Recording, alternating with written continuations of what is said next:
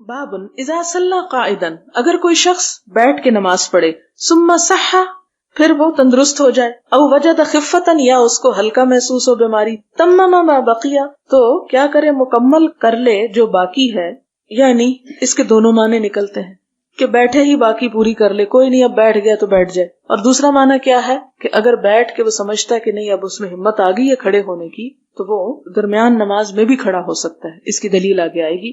وقال الحسن، حسن کہتے ہیں ان شاء المریض، اگر چاہے مریض، صلی رکعتین قائما، کہ 2 رکعتیں کھڑے ہو کے پڑھ لے، ورکعتین قاعدا، اور 2 رکعتیں بیٹھ کے پڑھ لے. کیونکہ بعض اوقات یہ ہوتا ہے کہ آدھی نماز انسان، یا مثلاً آپ یوں کرتے ہیں کہ جو پہلی رکعت شروع کرتے ہیں اس میں تو آپ کھڑے ہونا آسان سمجھتے ہیں، کھڑے ہو کے پڑھ لیتے ہیں، لیکن سجدے سے اٹھ کے پھر کھڑے ہونا بعض بیماریوں میں مشکل ہوتا ہے. آرتھرائٹس کی پرابلم ہوتی ہے کئی لوگوں کو، اور بڑھاپے سے جوڑ چٹکنے لگتے ہیں، تو ایسی صورت میں ان کے لیے بعض اوقات نقصان دہ بھی ہوتا ہے، بوجھ نہیں اٹھا سکتے.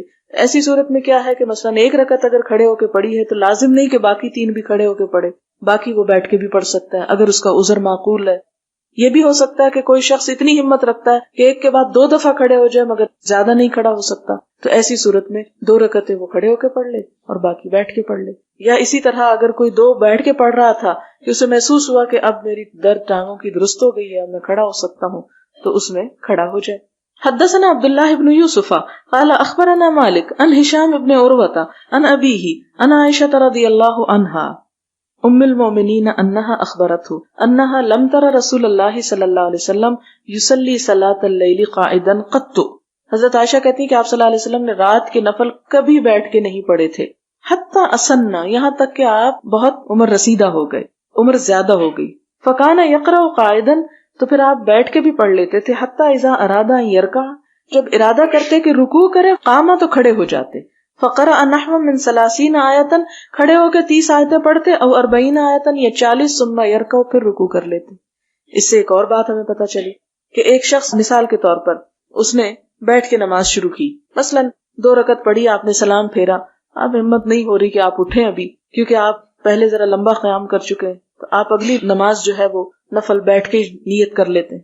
اب آپ نے بیٹھ کے شروع کی، اب کیا ہو رہا ہے کہ آپ نے مثلاً 40 آیتیں پڑھ لی اور آپ سمجھتے کہ اب میں کھڑا ہو سکتا ہوں، آپ کھڑے ہو جائیں اور 40 جو ہے وہ کھڑے ہو کے پڑھ لیں اور پھر آپ رکوع کر لیں. یا اسی طرح یہ ہے کہ آپ نے دیکھا ہوگا جو فیصل مسجد میں 1 سپارہ پڑھا جاتا ہے 2 رکعتوں میں، تو بعض لوگ جن کو نماز کھڑے ہو کے پڑھنے کی عادت نہیں ہوتی یا جسم بھاری ہوتا ہے تو مسلسل اتنی دیر کھڑے نہیں ہو سکتے، تو ان کے لیے کیا سہولت ہے کہ کچھ اگر کھڑے ہو کے پڑھی ہے اور جب ٹانگیں جواب دینے لگے تو بیٹھ جائیں، اور پھر وہ دیکھیں کہ اب امام جو ہے رکوع کے قریب جانے والا ہے تو پھر دوبارہ کھڑے ہو جائیں اور تھوڑی سی نماز پھر کھڑے ہو کے پڑھ کے رکوع کر لیں. تو اس بات کی اجازت ہے، اس کی سہولت ہے. یعنی ہمیں کتنی سہولتیں مل گئی. یہ سارا باب تو ہے ہی سہولتوں کا، اور اس کا نام ہے ابواب تقصیر الصلاۃ، نماز میں کمی کرنا. حدثنا عبداللہ بن یوسف قال اخبرنا مالک عن عبداللہ بن یزید وابی النضر مولا عمر بن عبید اللہ عن ابی سلمہ ابن عبد الرحمن عن عائشہ ام المؤمنین رضی اللہ عنہا ان رسول اللہ صلی اللہ علیہ وسلم کان یصلی جالسا، کہ نبی صلی اللہ علیہ وسلم بیٹھ کے نماز پڑھتے، فیقرأ وہو جالس، اور بیٹھے ہوئے ہی پڑھ رہے ہوتے. فاذا بقی من قراءتی نحو من 30 اور 40 آیتا، جب آپ کی نماز میں سے 30 یا 40 آیتیں رہتی ہوتی، قاما، کھڑے ہو جاتے، فقرأہا، ان کو پڑھتے، وہو قائم، اور وہ کھڑے ہوتے، ثم رکع ثم سجدہ، پھر رکوع سجدہ کرتے، یفعل فی الرکعۃ الثانیۃ مثل ذلک، اور یہ دونوں رکعتوں میں کرتے تھے. دوسری رکعت میں بھی آپ ایسا ہی کر لیتے تھے.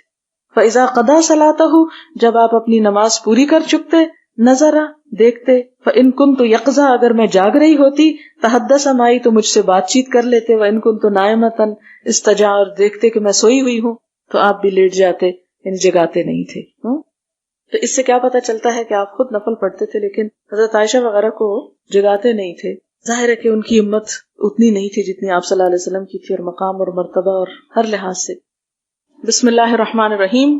کتاب التہجد، باب